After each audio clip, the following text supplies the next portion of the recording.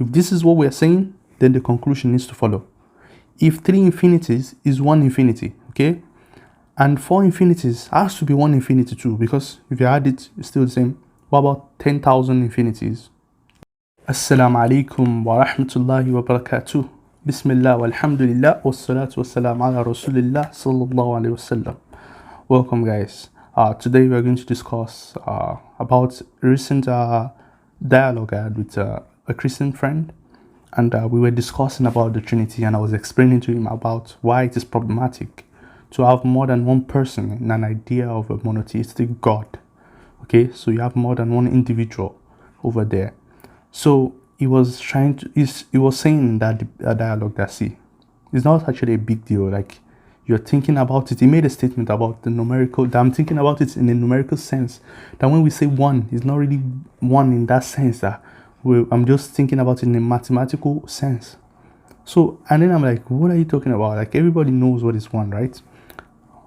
Unfortunately, no, we don't. So then I put the video out explaining why it is still problematic, right? Then someone commented in my post and in my video, and he said, he explains like in a really long way. That's when I knew like they don't really get what we are saying. See, that's why I think it's important that we go to the sources and understand what they're actually saying. And if you cannot do that, at least share this with your friends so that you understand that, some of the idea that they have about a monotheistic God, they don't really understand the point we're trying to make here, okay? Now, he gave this explanation.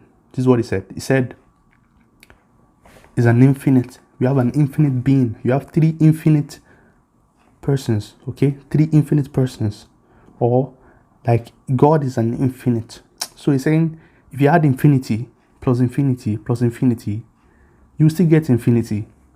So we're talking about mathematics here now. But anyway, see, this argument, it just shows me they don't understand what we are saying. The moment you're talking about more than one infinity, that okay, because infinity plus infinity is infinity, therefore you can have 3 persons and 1 being. This is what he said. So I thought about it, like, okay, still the same problem, okay?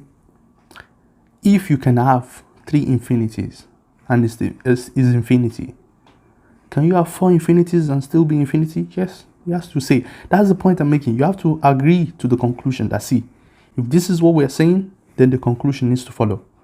If 3 infinities is 1 infinity, okay, and 4 infinities has to be 1 infinity too, because if you add it, it's still the same. What about 10,000 infinities? Like, that's a big jump, right? What about 5? What about 7, 10, 11, 12, 100 infinities? Add them together. You should still get infinity, such that the amount of persons is significant. The amount of persons is not what determines what is monotheism. According to you guys, you are opening the door for even as many persons as possible. Because if we let you guys go, if someone was to come to us tomorrow and tell us, see guys, in my own idea of God, there are 10 persons there, but there's only one being. They are sharing one divine nature. And he said, this is monotheism. Then you have redefined monotheism. You guys should take your bag and form another sect of another kind of monotheism, because the God of Abraham is not like this. The God of Abraham is one individual in the sense of the, how do I say, one who. We say, who is your God? Is the God of Abraham one. It's not a union of persons. It's not a union of infinities.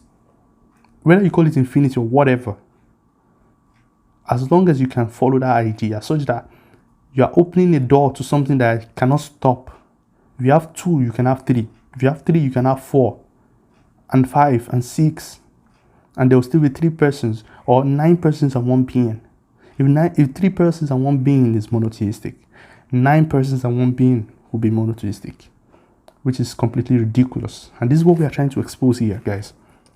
So just mere you saying there are 3 infinities, when I saw, I'm like, what? Infinity? Okay.